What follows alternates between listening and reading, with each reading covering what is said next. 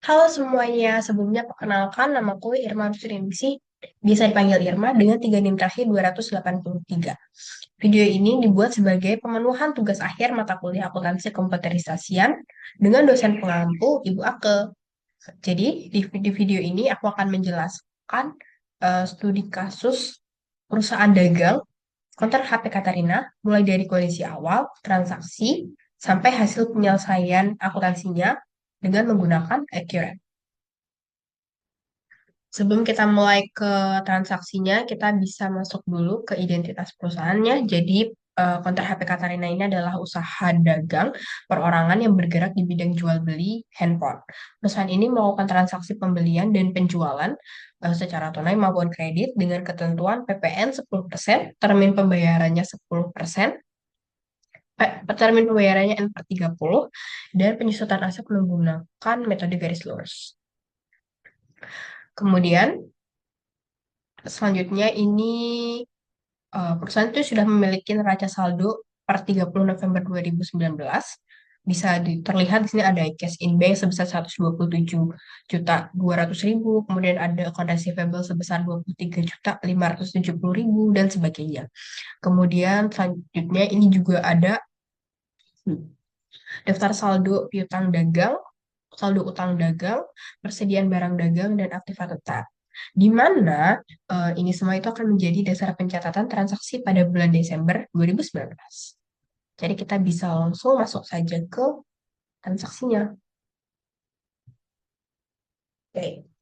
Jadi transaksi yang pertama tanggal 2 Desember. Di sini eh, diketahui ada pelunasan faktur tanggal 27 November dengan buktinya bukti kas keluar. Jadi kita bisa tahu kalau ini itu adalah penjual pelunasan utang. Jadi kita masuk ke pembayaran pembelian. Kemudian di tanggal 5 Desember ini ada pembelian secara kredit UD Kencana.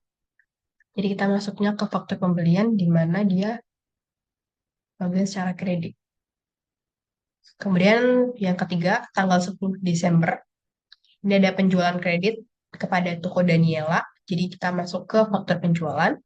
Selanjutnya tanggal 12 Desember, ini ada lunasan faktur F09 tanggal 25 November 2019 dengan buktinya bukti kas masuk 1201, di mana kita bisa tahu kalau tanggal 12 Desember ini adalah penerimaan piutang atau pelunasan piutang. Jadi ke penerimaan penjualan ya, 12 Desember. Selanjutnya kita ke 15 Desember, ini ada pembelian secara kredit UD Masya. Jadi kita masuk ke faktur pembelian. Kemudian tanggal 18 Desember ini retur pembelian UD Masya. Jadi kita masuk ke retur pembelian juga. Tanggal 20 Desember ini ada pelunasan faktur, di mana buktinya di sini adalah bukti kas keluar. Jadi kita bisa tahu kalau ini adalah pembayaran pembelian atau pelunasan. Kemudian di tanggal 22 Desember ini ada penjualan kredit kepada toko Rania. Jadi ini adalah kita masuk ke faktor penjualan. Tanggal 23 Desember ini ada retur penjualan toko Rania atas penjualan yang sebelumnya. Jadi ini tanggal 23 kita juga masuk ke retur penjualan. Selanjutnya tanggal 24 Desember ini ada pembelian secara kredit Udirila. Jadi tanggal 24 Desember ini kita masuk ke faktor pembelian. Selanjutnya tanggal 25 Desember ini adalah pelunasan faktur dengan buktinya Vikas masuk. Jadi kita bisa tahu kalau ini adalah penerimaan penjualan atau pelunasan piutang. Selanjutnya tanggal 28 Desember ini ada penjualan kredit kepada toko Iksan. Jadi tanggal 28 Desember ini adalah faktur penjualan. Tanggal 30 Desember ini ada pelunasan faktur dengan buktinya bukti kas masuk. Jadi kita bisa tahu kalau ini adalah penerimaan penjualan atau pelunasan piutang. Kemudian tanggal 31 Desember ini ada pembayaran gaji karyawan. Pembayaran gaji karyawan ada di sini. Jadi ini nanti masuknya ke cash in bank, pengeluaran. Kemudian di tanggal selanjutnya ada penyesuaian tanggal 31 Desember. Ini ada diterima rekening koran dari Bank Jayakarta. Kita mendapat interest revenue sebesar 54 juta dengan kita juga dibebani bank service charge sebesar 200.000. Jadi di sini interest revenue itu pendapatan lain-lain, jadi kita masuk ke kredit dan di debit bank service charge dan sisanya di cash in bank. Kemudian selanjutnya eh, tanggal 31 Desember ini ada data penyesuaian. Yang pertama ada persediaan akhir sapi sebesar 6.500.000, di mana kita bikin jadi saldo akhirnya tuh jadi 6.500.000, di mana sebelumnya itu ada 20.500.000. Jadi kita kredit sebesar 14 juta. Jadi nanti saldo akhirnya stor sapi sebesar 6.500.000. Oke, selanjutnya ada beban asuransi sebesar 1.500.000. Kita masukkan seperti itu aja. Kemudian selanjutnya ada taksiran kerugian piutang dinaikkan 5% dari nilai piutang. Jadi nilai piutang yang kita ketahui ini nanti kita kalikan 5%. Kita kalikan 5%. Jadi hasilnya 8.863.000. Oke, selanjutnya ini ada listrik dan telepon bulan Desember 1.200.000. Ini eh, kita bayar kredit cash in bank 1.200.000. Kemudian yang terakhir ini ada untuk perhitungan PPN sesuai pajak standar dan ditutup saldonya dipindah ke PPN payable. Jadi di mana PPN outcome dan income ini kita balik, kita tutup dan sisanya nanti masuk ke PPN payable. Nah,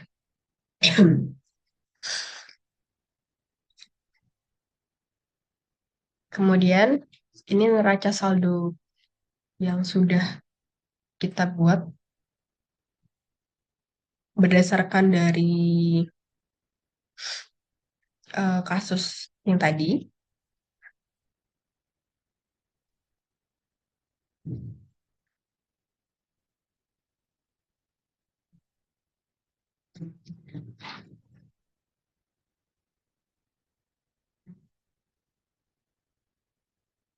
Kemudian ini ada laporan laba ruginya.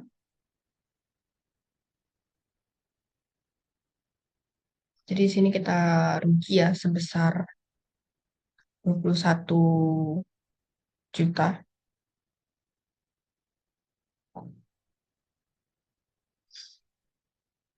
Selanjutnya,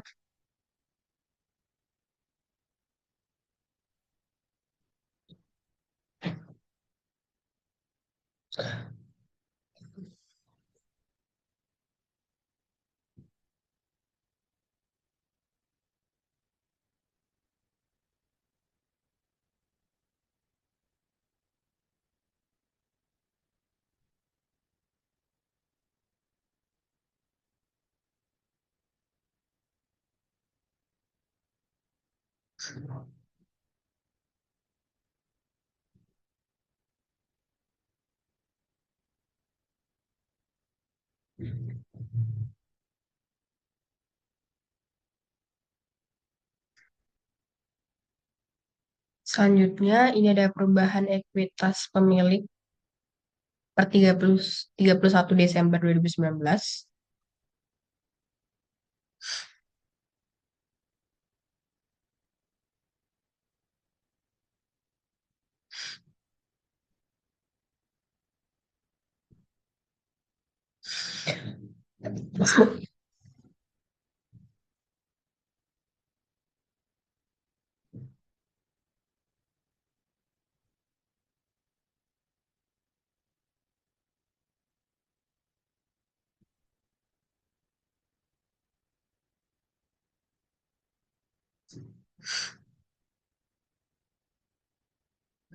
Dan ini adalah laporan arus kas metode langsung periode Desember 2019.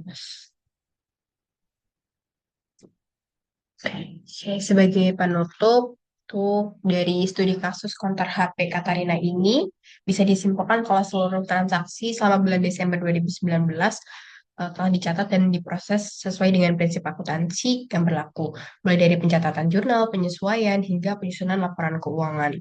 Melalui kasus ini kita bisa memahami bagaimana aktivitas operasional sehari-hari seperti pembelian, penjualan, retur, dan penyesuaian akhir periode, di mana ini akan jelas akan memiliki dampak langsung terhadap laporan laporan yang sudah kita buat tadi.